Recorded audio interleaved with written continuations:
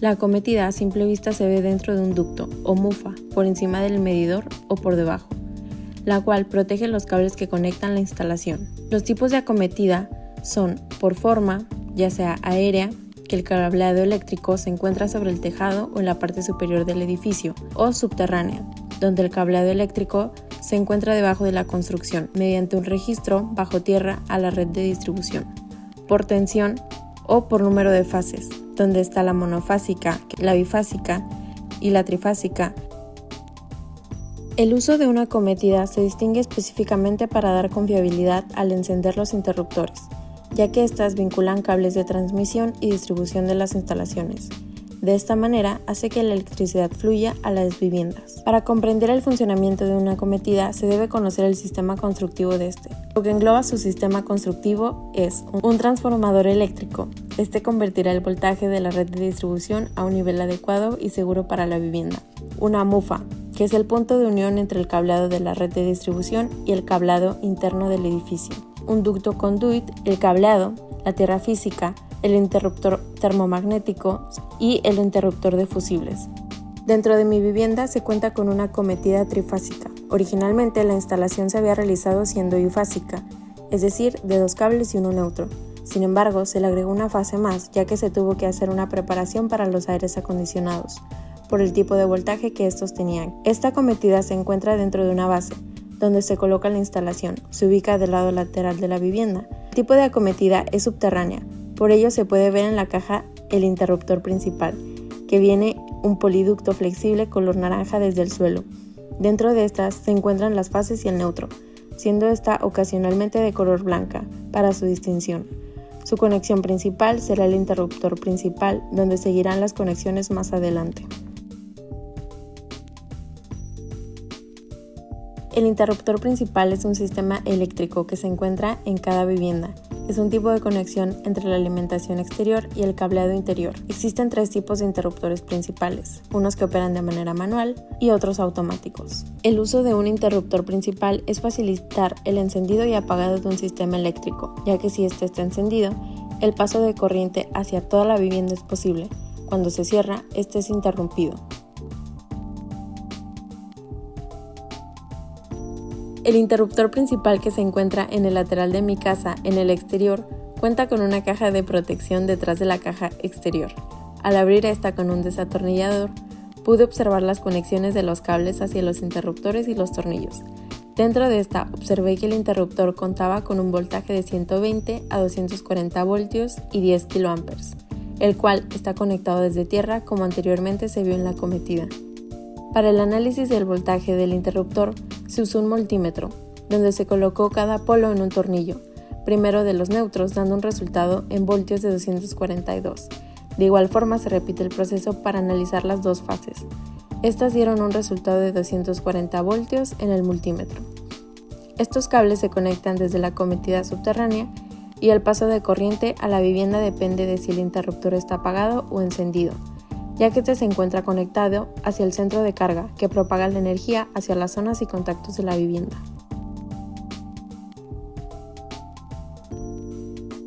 Los centros de carga son los tableros metálicos que soportan una cantidad determinada de pastillas. Estos funcionan para proteger y desconectar cierto tipo de tensiones eléctricas. Los interruptores termomagnéticos, o también llamados como pastillas, son elementos que sirven para la protección de los conductores y equipos conectados a una red eléctrica.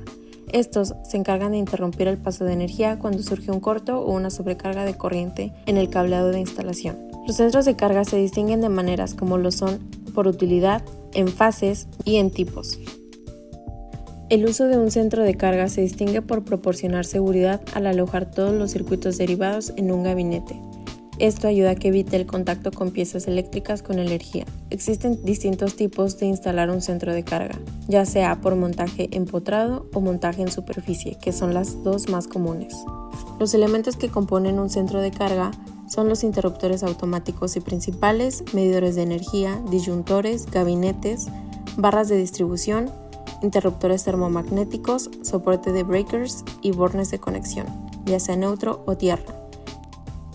Dentro de la vivienda se encuentra el centro de carga, empotrado específicamente en la zona de la lavandería. Este es un centro de carga que controla tanto luminarias como contactos y por ello es que se define como mixto. La manera en la que se controla la energía es a partir de zonas. Este centro de carga se encuentra a una distancia menor de 10 metros del interruptor principal, lo cual es la distancia preferible para su ubicación.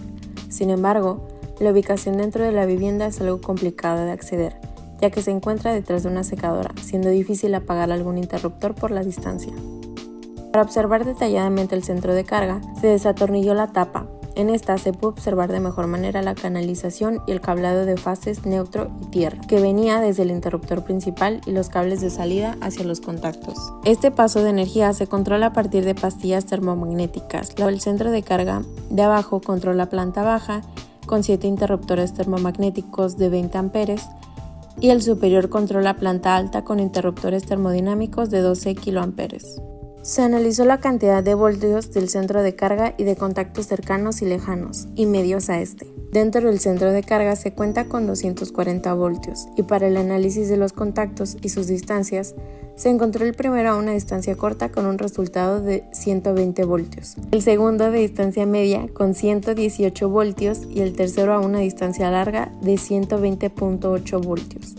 Esto me sorprendió ya que en clase se comentó que la cantidad de voltaje que llegara a los contactos también podría variar dependiendo de su distancia.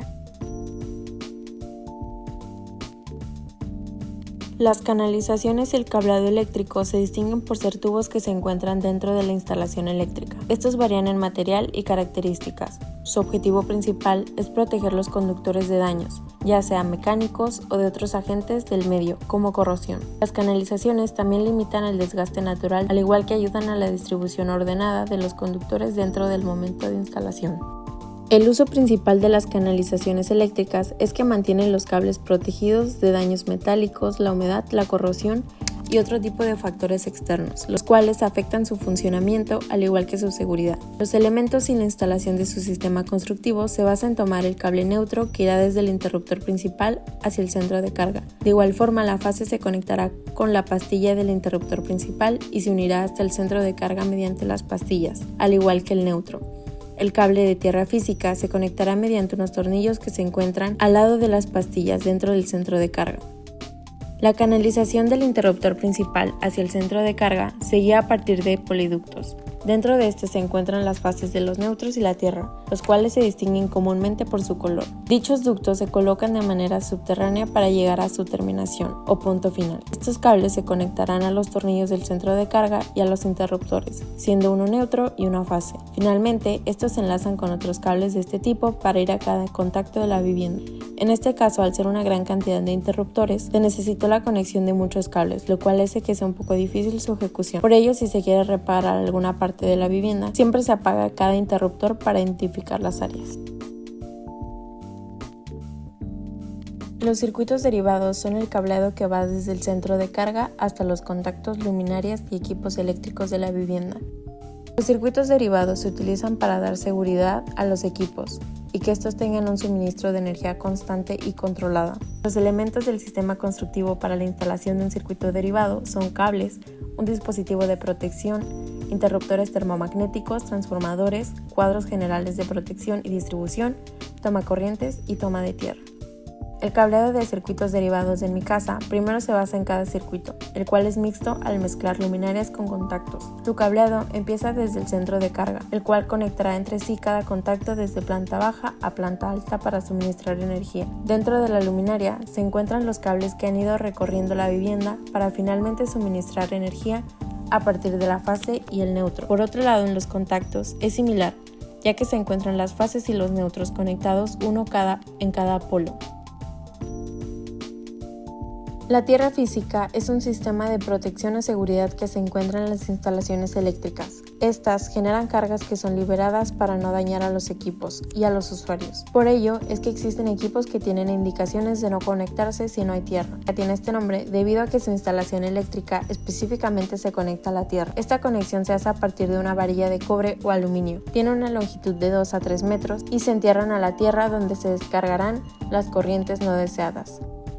Es utilizada debido a que al ser un cable conectado a la tierra genera un conjunto de elementos necesarios para una instalación adecuada, la cual protegerá todo el equipo conectado dentro de la vivienda, brindando seguridad al usuario.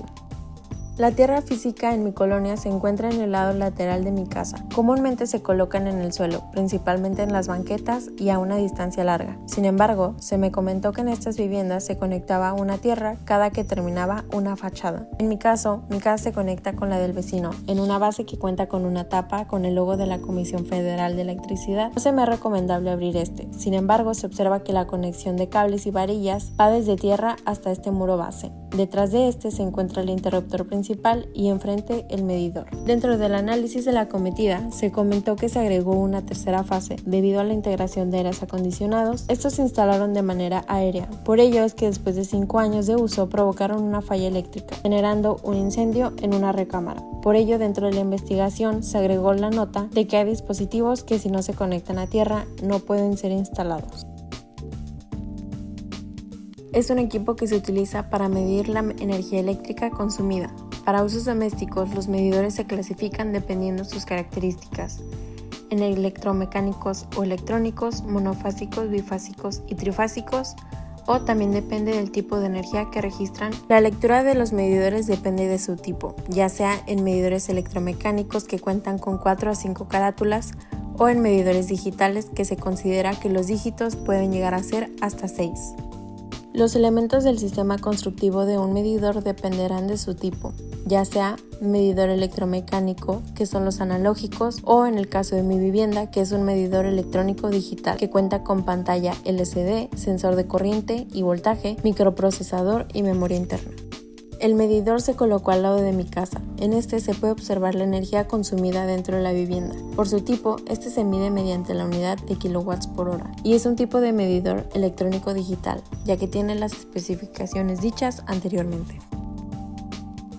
Los contactos, también llamados receptáculos, son un elemento importante dentro de las instalaciones. Estos se utilizan para proporcionar energía en puntos de conexión para dispositivos o equipos eléctricos. Estos deben de cumplir con requisitos que se especifican dentro de la normativa NOM 001-CD 2012. Los elementos principales que se piden para la instalación de los contactos dentro de una vivienda se basa en alturas mínimas y máximas, distancias, voltajes, cantidad de conectores, circuitos por áreas, tomas de corrientes y conductores y capacidad eléctrica. La instalación del sistema constructivo de los contactos depende de elementos como lo son el cableado de circuitos derivados, el cual comienza a partir del centro de carga hacia cada contacto de la vivienda. Estos deben de responder a los lineamientos de las normativas. Por ello es necesario tener los cables neutro y fase, los cuales se conectarán al tornillo de fijación de los contactos o polos para transmitir la energía. Finalmente se colocará su tapa para la seguridad del usuario, donde solo quedarán expuestas las entradas para los equipos. Para el análisis de contactos se puede observar que dentro de la caja donde está empotrado hay 2 poliductos, los cuales pertenecen al cableado de circuitos derivados. En este se observa un cable neutro color blanco y una fase, los cuales se conectarán a cada polo del tornillo para suministrar la energía del contacto.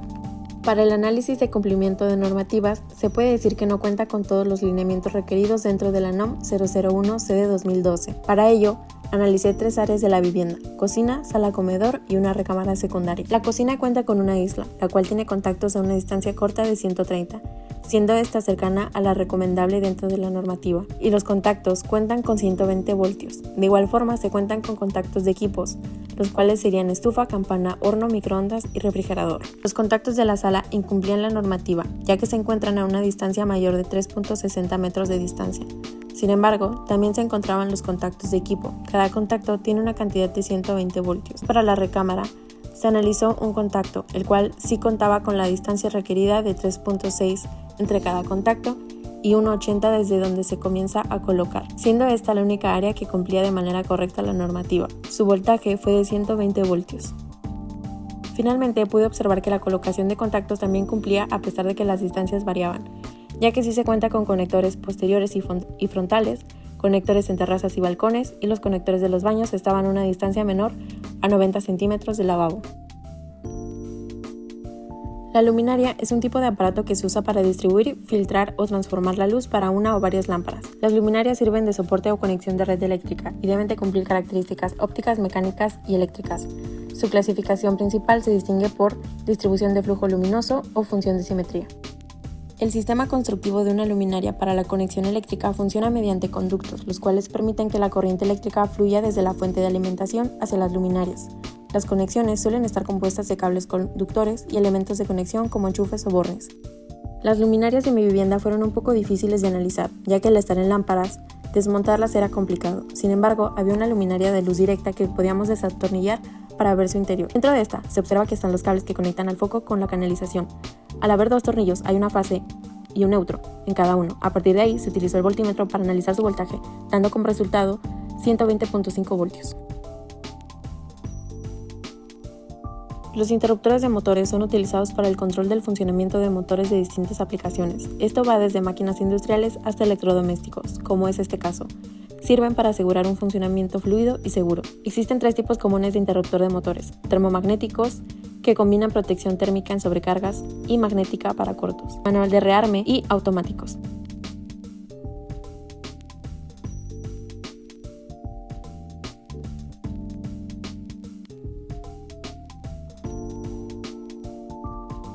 Dentro de mi vivienda no se cuenta con una gran cantidad de interruptores de motores, más que en el de una cisterna instalada en la cochera. Esta nos funciona para encenderla o apagarla en caso de que haya alguna fuga o si no hay energía en la casa o agua y no se requiere el uso de la cisterna.